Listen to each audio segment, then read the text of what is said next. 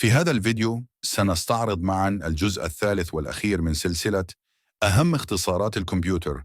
إذا كنت قد تابعت الجزئين السابقين فأنت تعرف أننا هنا لنقدم لك أفضل النصائح لتبسيط حياتك التقنية.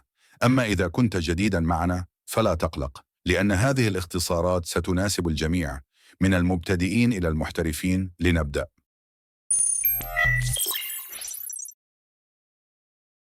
أول جزء هنتكلم عنه هي اختصارات الويندوز. لو حابين نفتح الإعدادات بكل سهولة من خلال زرار الويندوز وحرف الآي هنقدر إن نفتح الإعدادات بتاعة الجهاز عندنا بكل سهولة.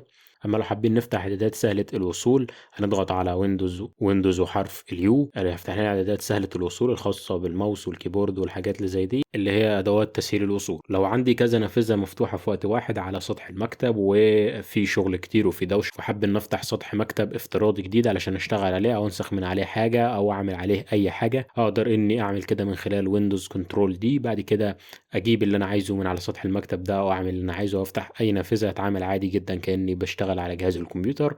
ولو حابب إني أقفل سطح المكتب الموجود عليه أنا دلوقتي أي واحد فيهم هضغط على ويندوز كنترول F4. وزي ما قلنا في الحلقة اللي فاتت علشان نقدر نشوف جميع النوافذ المفتوحة نقدر من خلال ويندوز تاب نشوف جميع النوافذ المفتوحة على الجهاز عندنا، وكذلك الأمر هنقدر نشوف علامات التبويب المفتوحة، وفي نفس الوقت هنقدر نشوف سطح المكتب أو كام سطح مكتب مفتوح عندنا ونقدر نتحكم فيهم ونضيف سطح مكتب جديد أو نقفل سطح المكتب اللي احنا فاتحينه. لو حابين نفتح مدير المهام مباشرة علشان نشوف الموارد المستهلكة أو البرامج اللي مستهلكة موارد الجهاز أو نشوف أداء الجهاز عامل إزاي عامة نضغط على كنترول شيفت ESC.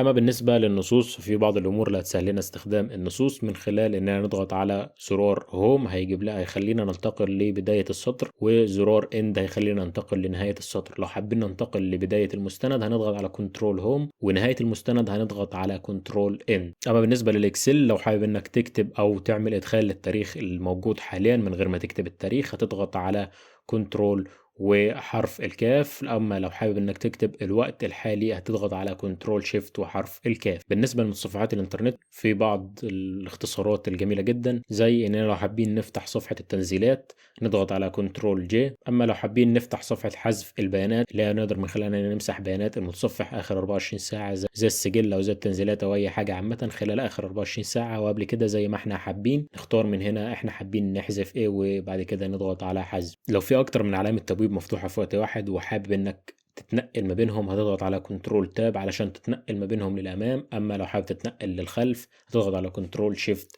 تاب. لو حابب تفتح نافذة متصفح جديدة في وضع التصفح الخفي هتضغط على كنترول شيفت ان. وهكذا نكون قد وصلنا إلى نهاية الجزء الثالث والأخير من سلسلة أهم اختصارات الكمبيوتر.